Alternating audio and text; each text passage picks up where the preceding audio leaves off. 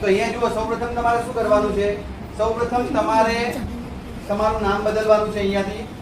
તો ચલો નવી રમત આપણે કરીએ. નામ બદલવાનું. ધારો કે મારું નામ છે અશફાક, તો ASFAK.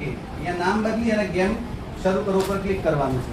ગેમ શરૂ કર્યા પછી અહીંયા તમે જોઈ શકો છો કે અહીંયા તમે જે પણ સંખ્યાઓ અહીંયા પસંદ કરશો, જેમ કે એકી સંખ્યાઓ છે, બેકી સંખ્યાઓ છે, ત્રિકોણીય સંખ્યાઓ છે, ચોરસ સંખ્યાઓ છે અને ઘન સંખ્યાઓ છે.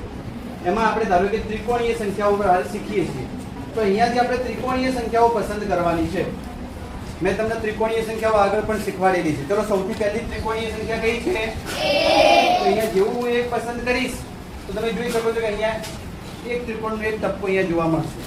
ત્યારબાદ ચલો બીજો ત્રિકોણ કેટલા ટપકાથી બનતો હતો?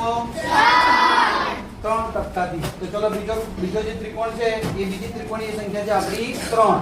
તો અહીંયા જો બીજો એક ત્રિકોણ આવી જશે 3 ટપકાથી. ચલો એના પછી કેટલા ટપકા જોઈએ?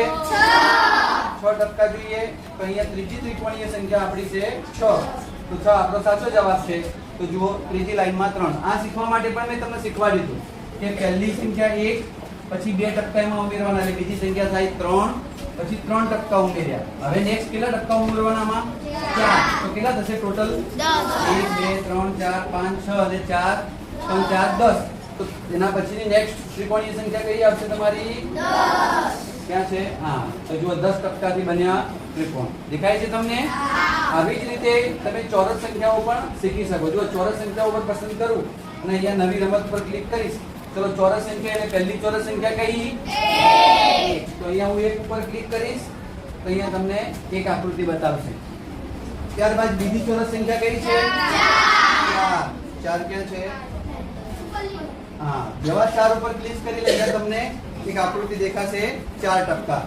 ત્રીજો ચોરસ બનાવવો હોય તો એના પછીની ચોરસ સંખ્યા કેટલી છે? 9. તો 9 ઉપર ક્લિક કરીશ તો અહીંયા 9 ચોરસ તમને જોવા મળશે. ત્યારબાદ એના પછીની નેક્સ્ટ સંખ્યા કઈ છે ચોરસમાં? 16. 16 ઉપર ક્લિક કરીશું તો 4 આડા 4 ઊભા. દેખાય છે તમને? 4 ટપકા આડા હશે અને 4 ટપકા ઊભા હશે. 4 4 16. એના પછીની નેક્સ્ટ કઈ સંખ્યા આવશે? 25. તો અહીંયા આપણે 25 ઉપર પસંદ કરીશું.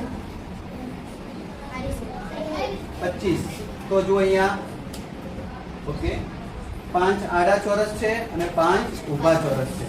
તો આ રીતે ચોરસ સંખ્યાઓ, આ રીતે ઘન સંખ્યાઓ, આ રીતે ત્રિકોણીય સંખ્યાઓ તમે આ રમતની મદદથી શીખી શકો. તો આવડશે બધાને હવે?